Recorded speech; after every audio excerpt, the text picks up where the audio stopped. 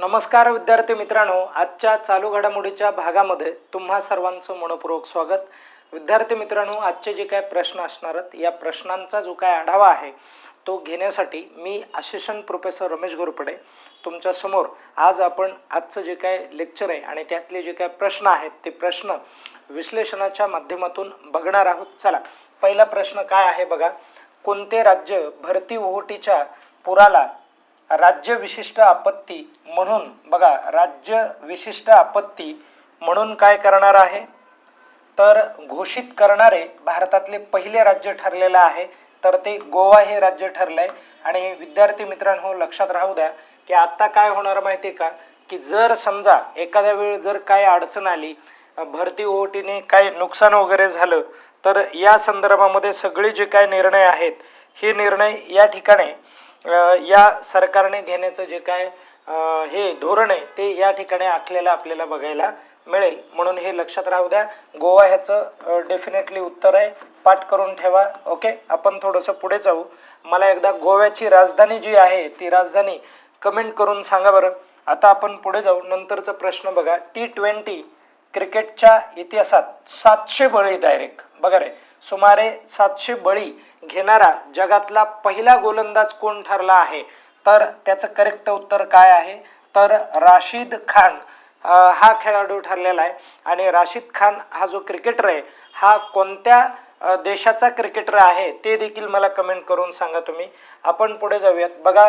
Rafale विमान आहे आणि राफेल विमानात वापरल्या जाणाऱ्या हॅमर या अचूक मार्गदर्शित शस्त्रांच्या खरेदी स्वदेशी उत्पादनासाठी भारताने कोणत्या देशाबरोबर करार केलेला आहे। आता हे हॅमर काय असतं माहिती का, या पद्धतीने हे असे हॅमर असतात बघा विमानामध्ये ठेवलेले। आणि हे जे हॅमर असतात हे हॅमर काय असतात तर हे एक क्षेपणास्त्र म्हणून काम करतात बघा।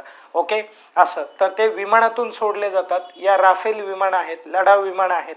आणि हे जे हॅमर आहे यासाठी कोणत्या देशाबरोबर करार केला जात आहे तर फ्रान्स या देशाबरोबर केला जात आहे। कारण आपल्या देशाचे पंतप्रधान मोदी आणि मॅक्रॉन हे कुठले राष्ट्राध्यक्ष आहेत तर फ्रान्सचे राष्ट्राध्यक्ष आहेत। आणि मॅक्रॉन इकडे आले होते, इमॅन्युअल मॅक्रॉन असं त्यांचं नाव आहे।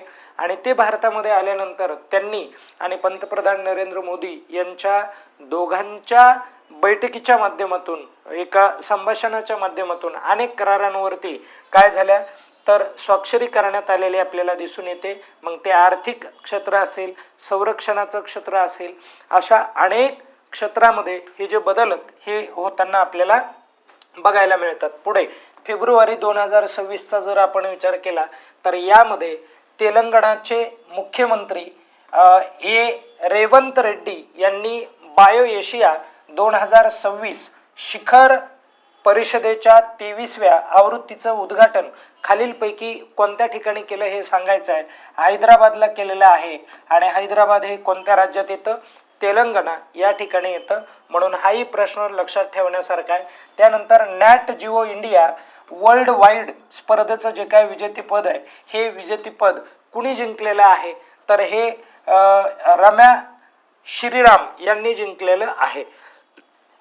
पुढे जाऊयात बघा। सर्वोच्च न्यायालयाने कोणत्या कलमाअंतर्गत कोणत्या कलमाअंतर्गत म्हणजे कलमाची मदत घेतली आहे, कोणत्या कलमाची मदत घेतली आहे आणि काय केलंय बघा तर मासिक पाळीचे आरोग्य हा मूलभूत अधिकार या ठिकाणी न्यायालयाच्या माध्यमातून घोषित करण्यात आलेला आहे।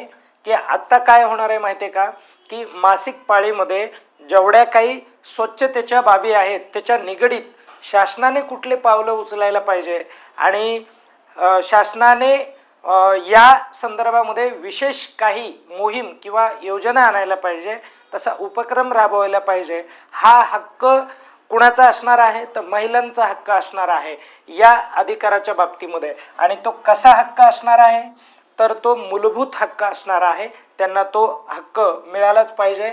आणि कोणत्या कलमाच्या अंतर्गत ते एकदा आपण समजून घेऊयात तर कलम क्रमांक 21 आहे। कलम क्रमांक 21 काय सांगतं ते एकदा क्लिअर करतो, लक्ष द्या। कलम क्रमांक 21 इथे मी तुम्हाला समजावून देतो।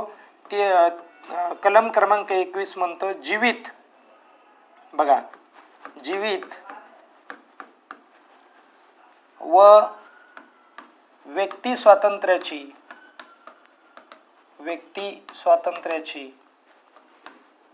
हमी देतं ते कलम. ठीक आहे, व्यक्ती स्वातंत्र्याची काय देतं, हमी देतं, हेही लक्षात राहू द्या. ओके. आणि मग जीवित व व्यक्ती स्वातंत्र्याची हमी म्हणजे काय, तर तुम्हाला जगण्याचा अधिकार आहे. आणि जगण्याचा अधिकार आहे तर जगण्याच्या अधिकारामध्ये हे देखील आरोग्य येणार आहे असं सुप्रीम कोर्टाचं म्हणणं आहे. आणि हा अधिकार आता मूलभूत अधिकार असणार आहे. म्हणून हा एक खटला एका केसमध्ये दिला. केसचं नाव काय बघा, त्या खटल्याचं नाव काय, खटला. या खटल्यामध्ये निर्णय दिला होता.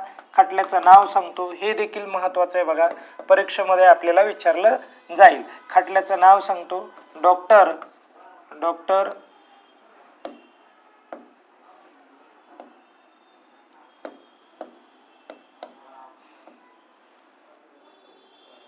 रावी पाटील विरुद्ध केंद्र सरकार. ठीक आहे, सरकार. आणि कोणत्या खंडपीठाने निर्णय दिलेला आहे हा, खंडपीठ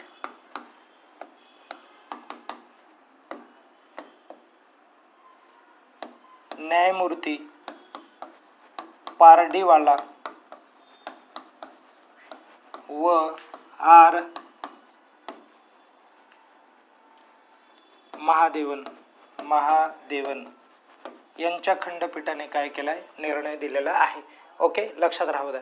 आणि कलम 32 हे काय, उपाययोजनेचं कलम आहे, घटनात्मक उपाययोजना. आणि 15 काय, समतेच्या हक्कामधलं ते कलम आहे, कारण समतेचा हक्क हा 14 ते 18 इथपर्यंत असतो. आणि 14 मध्ये काय दिलेलं आहे त्यांनी, की कायद्यापुढे समानता, 15 मध्ये भेदभाव प्रतिबंध, नंतर 16 मध्ये समान संधी, आणि 17 मध्ये त्या ठिकाणी अस्पृश्यता बंदी, आणि 18 मध्ये पदव्यांची समाप्ती, आणि 19 मध्ये स्वातंत्र्याची 6 अधिकार दिलेले आहेत स्वातंत्र्याचे. ठीक आहे, असं केलेलं आहे. मी थोडंसं पुढे जातो, नंतरचा भाग आपण बघूयात. बघा, 16 फेब्रुवारी 2026 रोजी देशातील पहिली AI लिव्हिंग लॅब कुठे चालू करण्यात आली, ती मुंबईला चालू करण्यात आली. कुठे चालू करण्यात आली, मुंबईला, लक्षात राहू द्या. आणि असोसिएशन फॉर डेमोक्रॅटिक रिफॉर्म्सच्या अहवालानुसार कोणत्या राजकीय पक्षाला इलेक्टोरल ट्रस्टकडून, कोणत्या ट्रस्टकडून, इलेक्टोरल ट्रस्टकडून सर्वाधिक देणगी देण्यात आली, तर तो भारतीय जनता पार्टी म्हणजेच BJP हा पक्ष आहे, याला सर्वात जास्त देणगी देण्यात आली. आणि एक लक्षात राहू द्या, महाराष्ट्रातून सर्वात जास्त देणगी या पक्षाला मिळालेली आहे. ओके, त्यानंतरचा प्रश्न बघा, फिडे फ्रीस्टाईल बुद्धिबळ विश्वविजेतापद जिंकताना मॅग्नस कार्लसनने अंतिम फेरीत कुणाला पराभूत केलं, तर त्याचं करेक्ट उत्तर काय आहे, तर फॅबियानो कारुआना याला काय केलेलं आहे, पराभूत केलेलं आहे. मला सांगा की मॅग्नस कार्लसन हा कोणत्या देशाचा बुद्धिबळपट्टू आहे, ते सांगायचे कमेंट करून. बघा, भारतातील पहिले गाय संस्कृती संग्रहालय कुठे स्थापन करण्यात आलंय, तर हे जे संग्रहालय हे मथुरा या ठिकाणी स्थापन करण्यात आलंय. आणि मथुरा कुठे आहे, तर उत्तर प्रदेश या राज्यामध्ये आहे. अशा प्रकारे आजचे जे काही प्रश्न आहेत हे संपले. या ठिकाणी आपण थांबूयात. धन्यवाद.